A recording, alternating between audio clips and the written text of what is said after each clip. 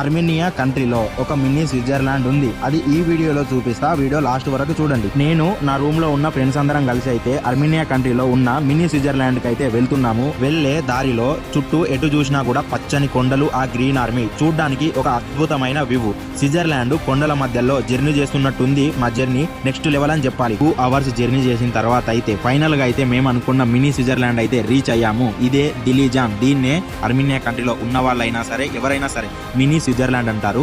ఆ కొండలు చూడండి ఎంత పెద్దగా ఉన్నాయో. చుట్టూ కొండలు, ఆ కొండల పైన ఇల్లు ఎంత అద్భుతంగా ఉందో చూడడానికి వ్యూ. నిజంగా ఒక మినీ స్విట్జర్లాండ్ చూస్తున్న ఫీలింగే ఉంది నాకైతే. మినీ స్విట్జర్లాండ్ చూడడానికి అయితే పెద్ద కొండ దిగి అయితే కిందికి వచ్చాము. కిందికి వచ్చేటప్పుడు ఆ వ్యూ చూసినా, ఆ కొండలు చూసినా 101% చెప్తున్నా స్విట్జర్లాండ్ లోనే ఉన్నట్టు అనిపించింది నాకైతే. మేము వెళ్ళింది దిలీజాన్ పక్కనే పెద్ద కొండ. ఆ కొండ పైన అయితే అడ్వెంచర్ నేషనల్ పార్క్ అయితే ఉంది. చాలా పెద్ద కొండ. దీనిపైన చిన్న లేకు అండ్ జిప్ లైన్. చిన్న వాళ్ళు పెద్దవాళ్ళు అడ్వెంచర్ చేయడానికి అయితే చాలా ప్లేసులు ఉన్నాయి ఇక్కడ.